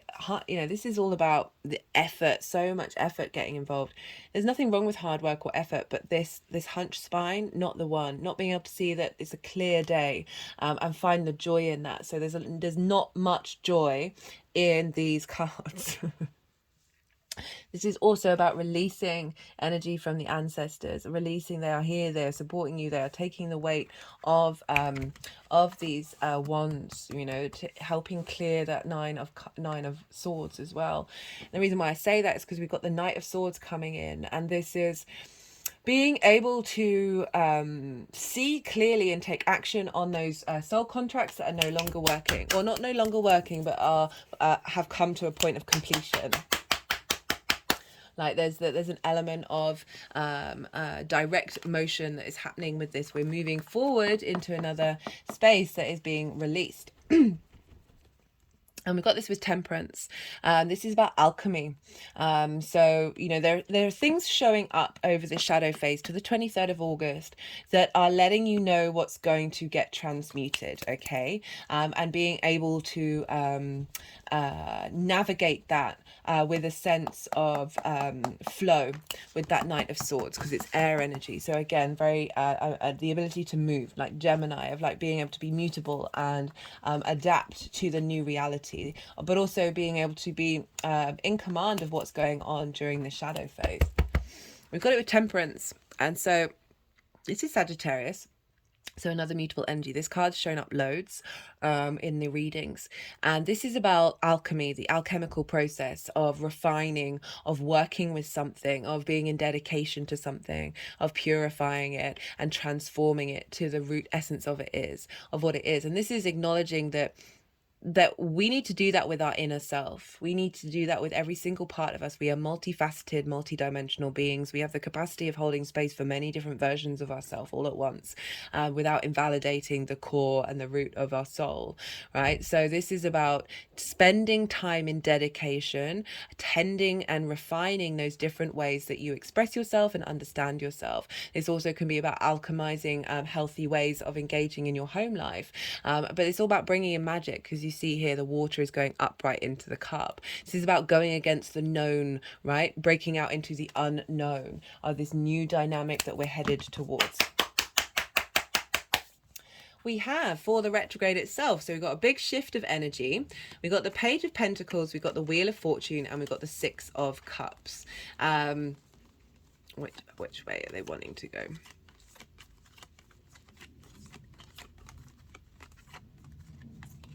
I mean, I could just start reading them all, to be honest. Right, so what I really liked when I saw this card show up, because this is very much this sort of gift from the past, gift from your ancestors. This is the biggest house in the tarot, right? So fourth house, roots, foundations, feeling safe. As I talked about, you know, we not only carry our own stuff, but we carry stuff from previous lifetimes, the good, the bad, and the ugly, right? And this is an offering from the past that brings about a state of abundance, a state of fertility. You see in the cups, there are flowers growing. This is acknowledgement of that of the growth that you have done and that you've worked on, as well as providing you wisdom and support and tools, helping you remember skills that you already have that are within you, and helping you feel safe, helping you feel secure. So the ancestors are really coming in and giving a sense of peace, right, of joy, of being able to smell the roses rather than, you know, be up all night in nightmares. Over worrying about things that you can't control. We have this with the Page of Pentacles, heralding in new messages into the 3D realm, right? So pages are very excitable energy. They have just got a hold of the pentacle. They've just got a hold of the earth energy. They want to share. They want to communicate. They are heralds. They do bring messages, and Mercury is a messenger of the gods, and this is earth energy. So saying there is heralding in a new dynamic in the way that you engage with your foundational home space, right? In the way that you engage with your ancestors, your lineage, and parents as well. So there may be some trauma revealed linked into the way your parental figures that you're able just to look at with more ease and more peace, and not be resentful or not feel hurt or triggered by it. You're just like, that's got me to where I am today. And we've got this with the Jupiter card, right? So Jupiter's over in your 12th house, your house of mysteries, the hidden house. And this is really giving wisdom and strength of saying things are shifting. The fate is changing. The way that you view your roots are moving up. Really, really like this combination, especially because Jupiter is trine Mercury, around this time. It's a wide trine, but it's still there. But it is really acknowledging that there's a heralding in of change and a fated change that is helping you feel comfortable and in a state of abundance in your foundational space. We have for the direct motion, so this is after the retrograde. This is when Mercury stations direct on the 15th of September. Love this combination of the Knight of Cups and the Three of Wands. Being like moving away from anxiety and pain and grief, comparing yourself to the outside world and limiting your emotional responses because of that, as well as that burden. The Knight of Cups is coming and saying, hey, let's get smooth, let's get romantic. And I don't mean in a sort of a relationship sense. I mean just like the romance of you going out in the world and exploring your emotional body, and like enjoying your day to day, enjoying those foundations of being able to defend your emotional body, being able to bring in creativity, imagination, and intuition, and take action based on that rather than that fear of worrying about things that you can't control. The Knight of Cups is like guided by its intuition and being able to take action and therefore be in flow with its environment. With the Three of Wands, this is dominion. This is having got the lay of the land. You're now more confident in who you are and the actions that you're going to take in order to start a new journey. And so finally, we have, for the energy of this manifesting moving forward, we've got the King of Wands, the Three of Pentacles, and the Ten of Cups. So the King of Wands is like, after everything that you've learned, you're able to connect to the spirit of who you are, the root of who you are, and you're able to take action based on those, your passions, your drives, your ambitions, right? Very creative energy, very, entrepreneurial. So if this is linked into those of you who run your own business, like and work from home, this is a very sort of positive card of saying these blockages, that this burden that you may have felt with that Ten of Wands, that anxiety of like, what's going on? Why do all this work? Am I seeing the result of it?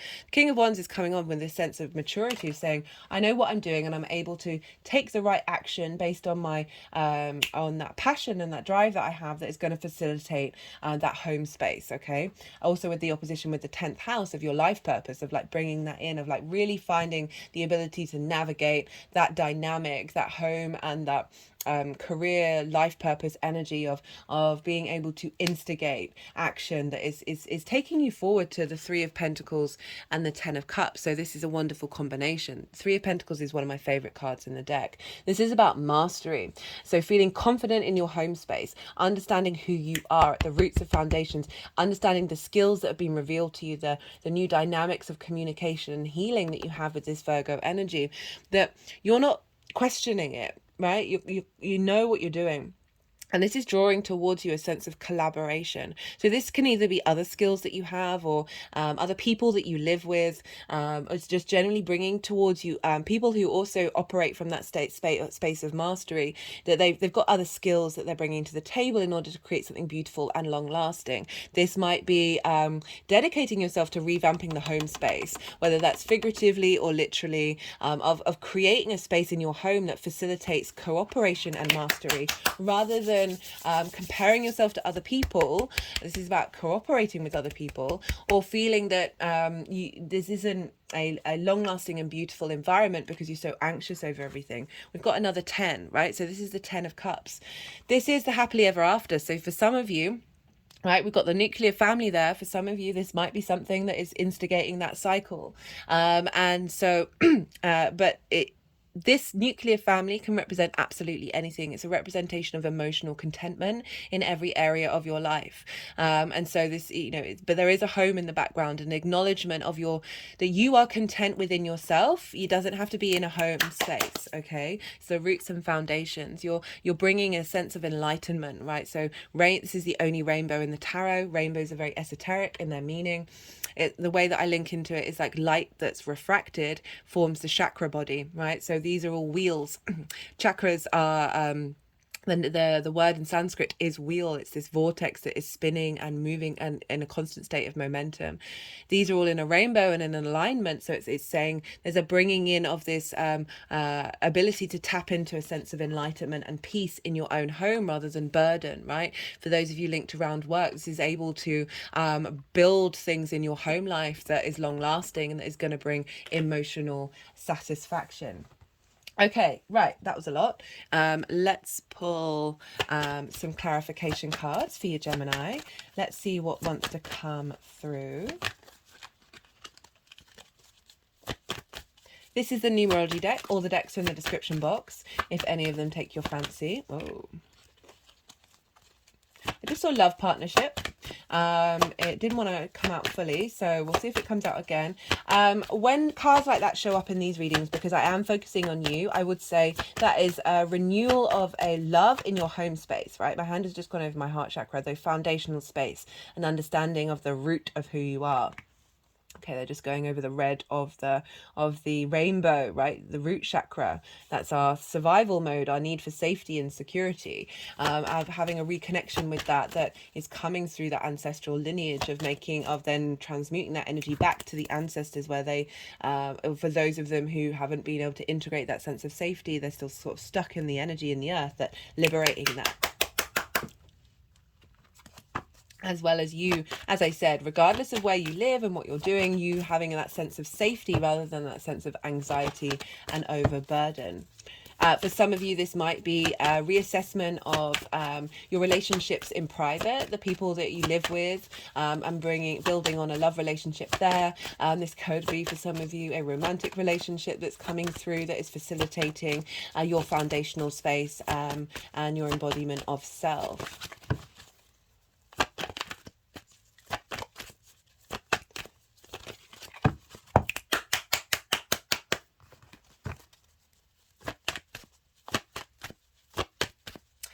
Okay, what wants to come through for Gemini in relation to this Mercury retrograde? We've got music. I love this card. For me, this is frequency. Like, we all have our own frequency, and we have a whole symphony of different melodies within us that create that. And that the more that we tap into our own frequency, the more that we alchemize that, okay, that we temper that in the root of how you express yourself. So maybe listening to music at home could be a really good thing to do, or any song that brings you into an alignment. That, it doesn't just have to be chanting or sort of binaural beats. it genuinely is linked into your personal response mechanisms. That song that brings you so much joy, put it on, right? Acknowledge that there is a shift in the musical score that we are engaging with. We are starting a new contract with our expression of our soul's frequency. Okay, they like that one. Okay, let's see what wants to come through from the First Light Tarot.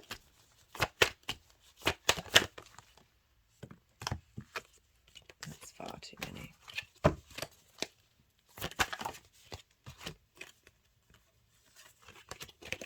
Oh, I didn't want those either.